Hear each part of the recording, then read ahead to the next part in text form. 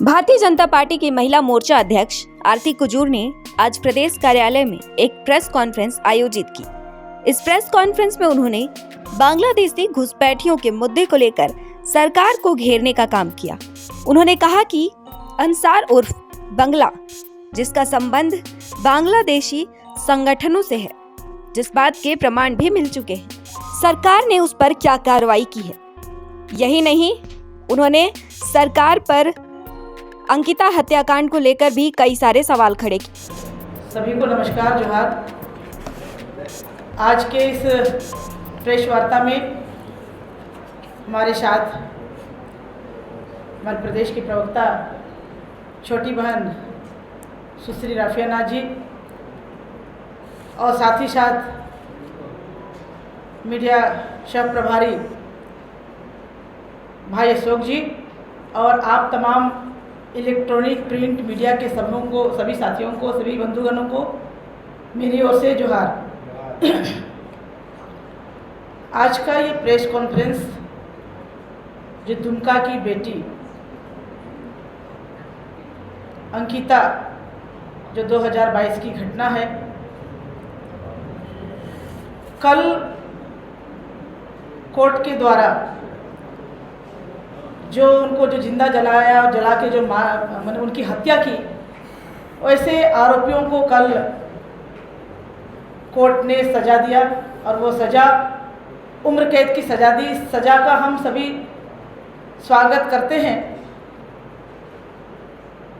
जो सज़ा दिया गया फास्ट ट्रैक कोर्ट के माध्यम से, उसका हम स्वागत करते हैं, किंतु इस स्वागत के साथ साथ सरकार से हम आग्रह भी करेंगे कि जब वो दुमका में उसके साथ जो घटना घटी और दुमका के बाद इलाज के लिए रिम्स लाया गया, रिम्स में जब हम लोग मिलने गए थे, उस समय मैं भारतीय जनता पार्टी महिला मोर्चा की प्रदेश अध्यक्ष थी।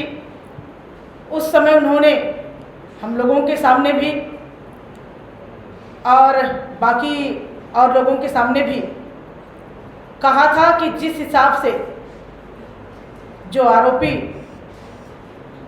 उनको तड़पा के मारे हैं, उन्हें फांसी की सज़ा हो।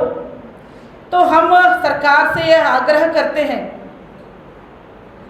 कि हाईकोर्ट में अपील में जाएं और इन अपराधियों के लिए फांसी की सज़ा की मांग करें। ये फांसी की सज़ा के लिए आगे प्रोसीड करें, ये हम उसके आग्रह करते हैं।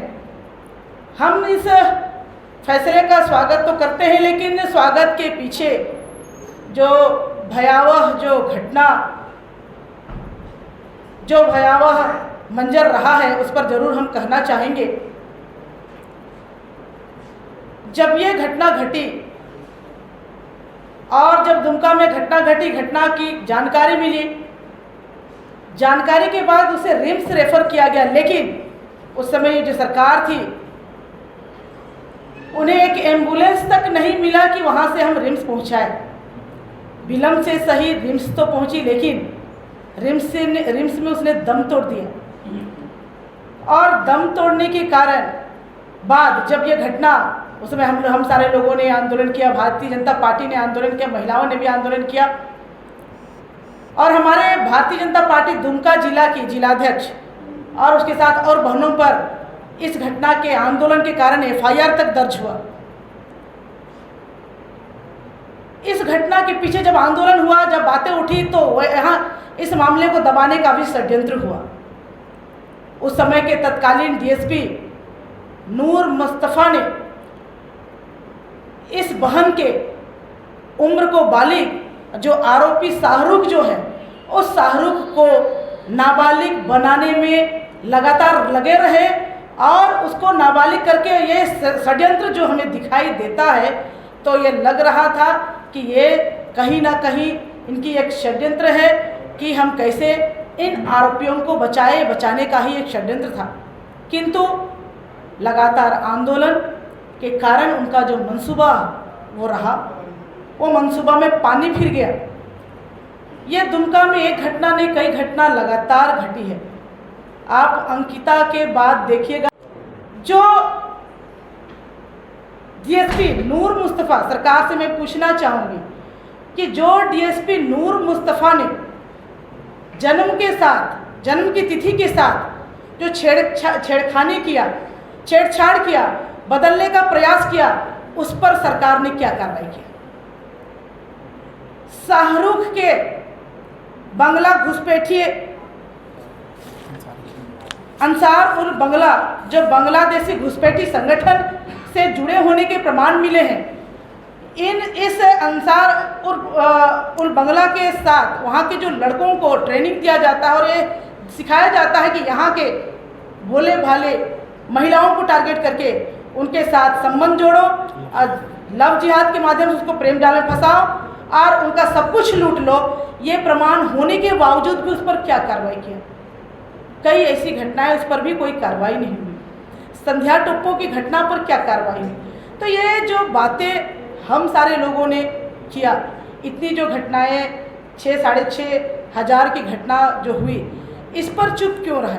और बहुत सारे ऐसी घटनाएं, चूँकि अंकिता वाले में तो हो गई, लेकिन बाकी चीज़ जो घटनाएं जो नहीं बोलेंगे या कम रहेंगे, कमज़ोर रहेंगे, गरीब रहेंगे, उस पर क्या कार्रवाई सरकार नहीं करेगी? तो मैं ये कहना चाहूँगी कि ये जो घटनाएं हैं, महिलाओं के ऊपर जो घटना घटी है, लव जिहाद के माध्यम से, तुष्टीकरण के माध्यम से जो घटनाएं घट रही है, इस पर कार्रवाई हो। अंकिता के मामले में हम चाहेंगे कि सरकार वास्तव में जो मरते समय अंकिता ने कह के गई थी कि जिस प्रकार हम मर रहे हैं, जिस प्रकार हम तड़प रहे हैं, उनके हत्यारों को भी फांसी की सजा हो। हम सरकार से आग्रह पुनः करेंगे, तुष्टीकरण की नीति छोड़ दे, माँ बहन बेटियों की इज्जत के सामने वोट बैंक की राजनीति छोड़ते हुए वो हाईकोर्ट मूव करे और इन हत्यारों को फांसी की सजा हो, और इसके साथ जो तमाम घटनाएं हैं उस पर भी प्रोसीड करे। और लोगों को जो इतने खुलेआम घूम रहे हैं, लोगों को हिम्मत हो गई है। आप यहाँ पर सुखदेव नगर की घटना भी देख लीजिए, जिसमें कि घर में घुस के एक नाबालिग की हत्या हो गई। कलकांके की घटना देखिए, भीड़ ने एक महिला को बांधकर पीटने की घटना। इन तमाम बातों पर त्वरित कार्रवाई करते हुए लोगों को घटना पर कार्रवाई करें और जो दोषी है, दोषी पर को सजा मिले, ताकि लोगों पर भरोसा है।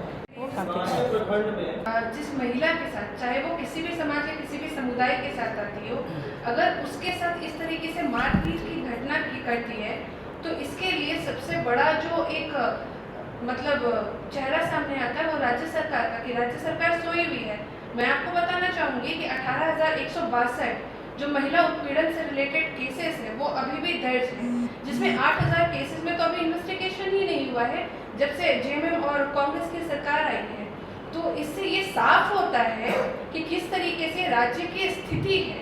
दिन ब दिन रोड चलते हुए महिलाओं के साथ छेड़खानी जैसे हो रही है, जिस तरीके से महिलाओं के साथ दुष्कर्म की घटना हो रही है, और आप हमें जो काके की घटना बता रहे हैं, तो क्यों राज्य की सरकार सोई है और राज्य की जो प्रशासन है वो क्यों अभी तक चुप होकर के कार्रवाई नहीं कर रही है, जिसमें तुरंत कार्रवाई होनी चाहिए कि राज्य सरकार की जिम्मेदारी बनती है कि यहाँ की बेटियाँ सुरक्षित रहें।